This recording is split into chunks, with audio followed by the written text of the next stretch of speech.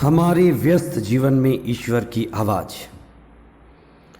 धर्म और ज्ञान का उद्देश्य मानवता के अंधकार को दूर करना और मनुष्य के लिए आध्यात्मिक जीवन में स्पष्टता लाना है। अंधेरा हमें भटकाता है, अज्ञानता में हम भटकते हैं। धर्म और ज्ञान का प्रकाश हमें सच्ची राह पर चलाता है, जिसे हम ईश्वर रूपी मंजिल तक पहुंचते हैं। ईसा अपने समय के लोगों के अज्ञानता और धार्मिक कर्मकांडों में उन्हें फंसे हुए पाते हैं। ईसा ने कई स्थानों पर व्यर्थ के कर्मकांडों का जोरदार खंडन किया और कई बार कर्मकांडों का असली अर्थ समझाते हुए सच्ची आध्यात्मिकता की शिक्षा दी। आज के सुसमाचार में उपवास करने के उद्देश्य पर ईसा ने प्रकाश डाला और लोगों के सवाल का सटीक जवाब दिया। लोगों के उपवास के गलत धारणाओं के भ्रम को दूर किया। उन्होंने फरीसियों और यूहन्ना बपतिस्ता के शिष्यों को उपवास का सही अर्थ बताया कि वे ईसा को पहचानने में असमर्थ हैं, अंधे हैं। वे उपवास तो कर रहे हैं, लेकिन क्यों उपवास कर रहे हैं और क्यों उन्हें उपवास करना चाहिए, इनका उन्हें पता नहीं। समय पूरा हो चुका था। जिसके लिए उपवास कर रहे थे, जिसकी प्रतीक्षा कर रहे थे, ईसा की उपस्थिति उनके बीच थी। मुक्तिदाता वहाँ खड़े थे, उन्हें खुशी मनानी थी, लेकिन अभी भी वे अंधे बने हुए थे और कर्मकांड में व्यस्त थे। 13वां सामान्य सप्ताह 2 जुलाई 2022 शनिवार। पहला पाठ नबी आमोस का ग्रंथ अध्याय 9 पद संख्याएं 11 से 15 तक।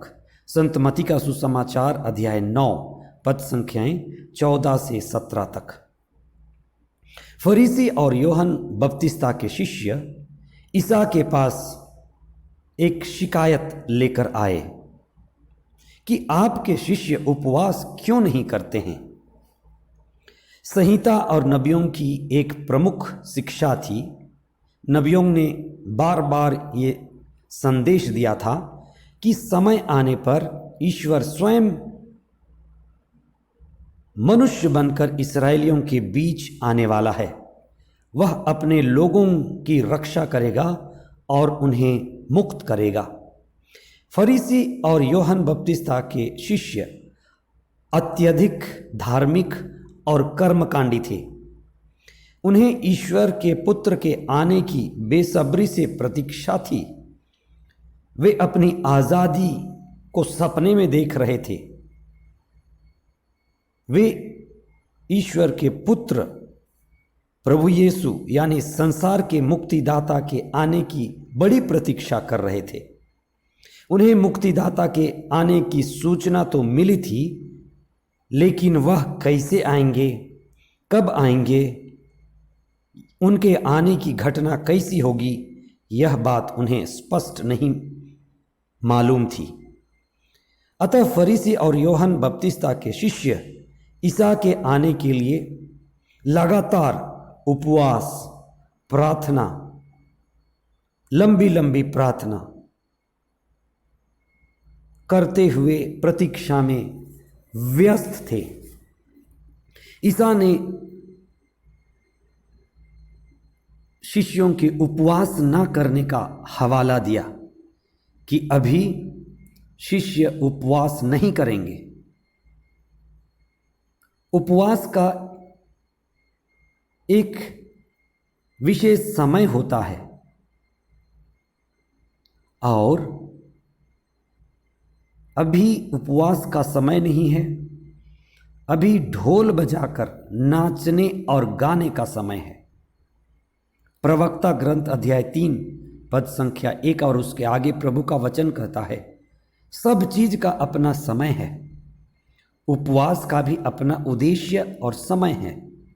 उपवास का विशेष अर्थ ईश्वर के नज़दीक बैठना है। ईश्वर के नज़दीक बैठने के लिए हम उपवास करते हैं। उप यानी निकट, पास में, वास मतलब बैठना या विराजना। ईसा वास्तव में फरीसियों और यूहन्ना बपतिस्ता के शिष्यों के आँखों को खोल रहे थे कि अब आंखें खोलो और देखो, अंधे मत बने रहो, कि समय आ चुका है जिसके लिए तुम उपवास करते थे, प्रार्थना करते थे, वो आ चुका है।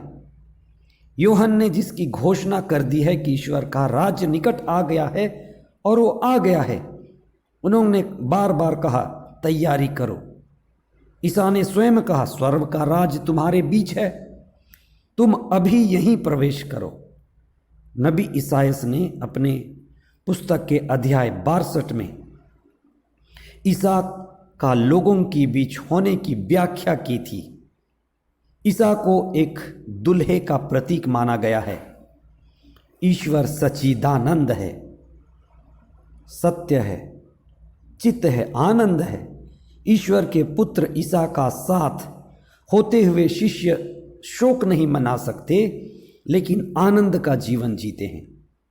दुल्हा का होना आनंद मनाने का मौका है।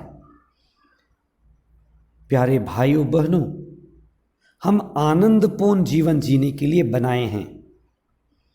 हम ईश्वरीय जीवन जीने के लिए बने हैं, और जब ईश्वर हमारे साथ है तब हम हर परिस्थिति में आनंद में होंगे। जैसे जेल में बंद होकर भी संत पौलुस ने कहा, गाया, प्रसन्न रहें। मैं आपसे फिर कहता हूं, प्रसन्न रहें। ईसा ने नई अंगूरी यानी ईसा की नई शिक्षा के बारे में कहा है। नई अंगूरी ही ईसा की नई शिक्षा है, जिसे ग्रहण करने के लिए चेतनशील और विनम्र हृदय वाला व्यक्ति चाहिए।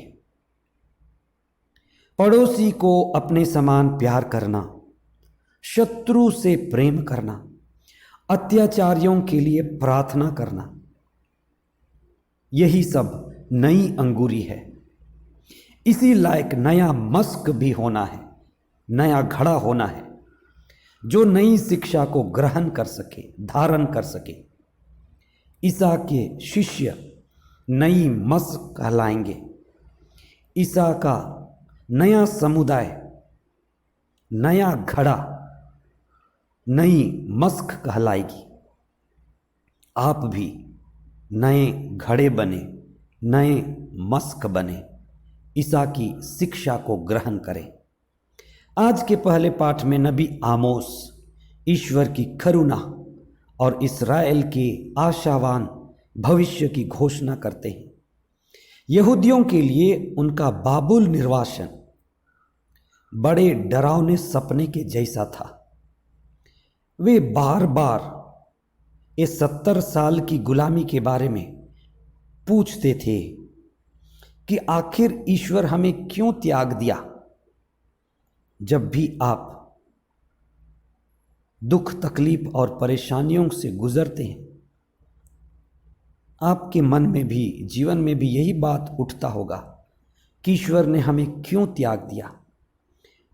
वास्तव में ईश्वर हमें नहीं त्यागता, हम ईश्वर को त्यागते हैं। धन में, संपत्ति में, ऐश्वर्य में, सांसारिकता में हम खो जाते हैं, भूल जाते हैं। वैसे ही इस्राएलियों के साथ हुआ था। लेकिन ईश्वर हमें छोड़ता नहीं है।